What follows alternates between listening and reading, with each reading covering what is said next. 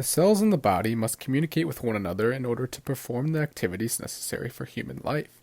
The paracrine, endocrine, and nervous systems are all critical in allowing essential cell signaling and cell-to-cell communication to take place. The paracrine system helps cells communicate with one another by producing signals that spark changes in nearby cells. The endocrine system similarly involves the release of hormones to regulate certain organs and to provide feedback loops to maintain homeostasis in the body. I will be applying concepts of the endocrine and paracrine systems to discuss the effects of neurosignaling and communicating essential messages throughout the body. To do this, I will be referencing the general nervous system and the introduction to skeletal muscle and electromyography labs in this course.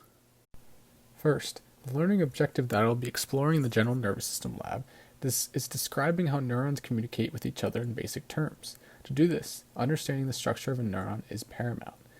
In the general nervous system, the neuron is the single cell that enables cell-to-cell communication to take place. It does so by transmitting electrical impulses called action potentials and then converting those action potentials into chemical signals. This allows vital information to continue to be passed down a stretch of neurons until it reaches its intended destination. It is important to understand the parts of the neuron to see how the process works. A large part of the neuron, or the soma, contains the nucleus and other various organelles that allow the neuron to replicate and acquire proper nutrients. The dendrites are the projections that stem off the soma, which are vital in receiving exterior information and transferring it along the neuron. One of the most important structures of the neuron is the axon, which is the long and continuous projection that helps transfer information from the cell body of one neuron to the dendrites of another. The axon hillock connects the axon to the soma, and the axon terminal is the end of the axon, where the action potential is usually converted to the chemical signal and is able to travel throughout other neurons. Now, after covering the basic structure of a neuron, I can specifically discuss the process of neural communication. Neurons communicate with one another through a synapse, which is the structure that connects the axon terminal of a presynaptic neuron to the dendrites of a postsynaptic neuron. When an action potential is generated, it travels down the length of the axon and into the axon terminal, where it will trigger the release of a neurotransmitter, like acetylcholine, into the synapse. The neurotransmitter is a specific chemical that binds to protein channels in the postsynaptic neuron. Due to membrane potentials and a resulting membrane depolarization as a result of the opening of these channel proteins, a local potential is achieved in the membrane of the postsynaptic neuron. If the membrane depolarization is large enough and the postsynaptic neuron is significantly excited, another action potential can be started, which will propagate down the axon of the postsynaptic neuron and continue the cycle. To give a little background, the resting membrane potential is around negative 70 millivolts. In order to fire an action potential, a local potential must reach a threshold of about 55 millivolts, which will vary a little bit according to each cell. The opposite may also occur if the local potential is inhibitory and results in a repolarization, which means that the membrane potential will not be depolarized enough to start an action potential. Neurons also work together to send messages to different parts of the body. Afferent, or sensory neurons, send stimuli in the external environment through a variety of sensory receptors that can sense temperature changes, pressure changes, and a whole lot more. These sensory receptors can then send an impulse to the central nervous system that can effectively respond to the stimulus. Efferent, or motor neurons, then take that information provided to them by afferent neurons and take the impulse away from the central nervous system into a motor unit that can respond with an appropriate reaction. Interneurons that connect to the central nervous system will link afferent and efferent neurons and help integrate information to make the process even more efficient. Various afferent and efferent neurons are spread throughout the body so that they can communicate with one another to produce a reaction to a wide variety of stimuli. Finally, the structure of neurons and the formation of an action potential all tie back to the topic of a reflex arc. Cell-to-cell communication and neural signaling allow the quick and involuntary response that is present during a reflex arc. In this pathway that I have created, I've applied some of the basic concepts of the general nervous system to the sequential process of a reflex arc. First off, the sensory receptor in the body senses the stimulus, which is a change that occurs in the internal or external environment that disturbs the equilibrium or homeostasis of the body in some way. The afferent neurons then sense this change and transmit a signal to the central nervous system through neural signaling. The interneurons in the central nervous system then integrate or communicate this information to efferent neurons, who then transmit the same information to a target muscle or effector that can respond appropriately. Finally, the muscle will then contract, or the effector will react in a way that is favorable to restoring homeostasis throughout the body. The bigger picture of the general nervous system lab involves the way the nervous system works and how it generates conditions that are favorable to cell-to-cell communication. Neurosignaling is a vital process that connects neurons and constructs a system in the body that can allow humans to sense threats, respond to danger, even just live life in a more comfortable and safe way. Without this critical communication network between neurons, the body would not be one unit working in unison, as it would be many individual parts that could not feasibly control reactions and convey messages to opposite parts of the body. The basics of neurosignaling help give insight into the importance of cell-to-cell communication with how neurons interact, and propagate action potentials to help keep humans healthy and consciously competent. In addition, cell-to-cell communication can be addressed in the action of muscle contraction and how one can respond to an external stimulus.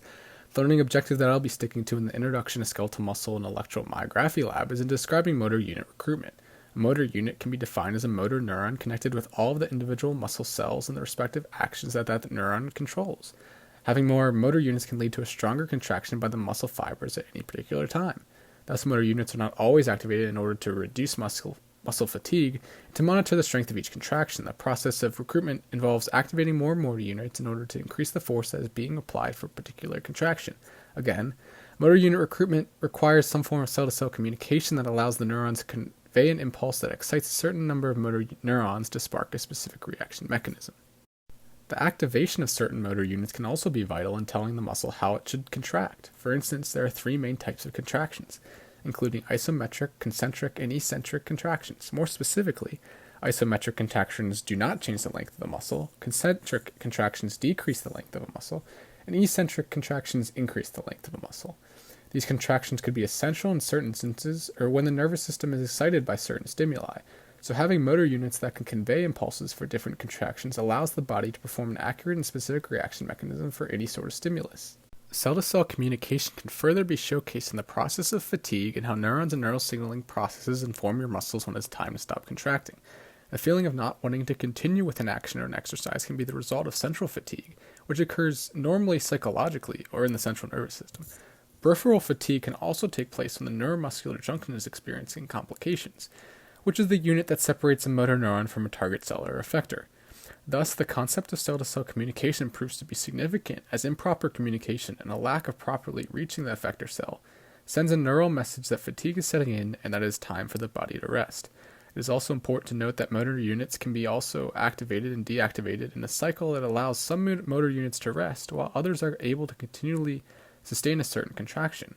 While motor units make sure that a contraction can be sustained as long as possible, there are communication and signaling pathways that can inform the body of fatigue. The bigger picture of this lab involves the importance of motor units in the communication pathway and signaling a certain and precise response to take place within the body. Neural signaling can affect factors such as how strong and how long a muscle can contract, as well as how many motor units are required in producing a certain response. Again, cell-to-cell communication is behind the scenes during reaction pathways and allowing the body to react and move in specific ways. While each muscle is specifically designed to perform a particular function, it is unable to perform that function without some sort of signaling pathway that provokes a response. Coordinating the activities of cells is a vital process that is behind many of the movements humans make on a daily basis. And understanding how neurons and other cells communicate with one another is the first step in understanding the specific reflexes and reaction mechanisms in the human body. One of the ways I can better explain the importance of cell-to-cell communication and neurosignaling is by explaining what can happen when these processes are not able to occur. For instance, Parkinson's disease is a condition that results from an improper neural function where nerve cells are lost in a specific portion of the midbrain. Without these nerve cells, a neurotransmitter called dopamine cannot act as a messenger within the brain, which prevents the brain from properly controlling normal reactions and movements. As you can see in this medical cross-section, the neural activity within the midbrain slowly degrades and becomes worse with time. While the causes of this unfortunate disease are still widely unknown in the medical world, the condition exemplifies the importance of cell-to-cell communication in the brain, with how neurons need to be linked to one another to send impulses and messages to control the various movements of the body. In conclusion, cell-to-cell communication is an incredibly important part of human anatomy that is paramount to life. Whether it is in the paracrine or endocrine systems or neurosignaling, human cells must be able to send messages to each other to effectively unify the senses and movements of the body. Thank you for listening.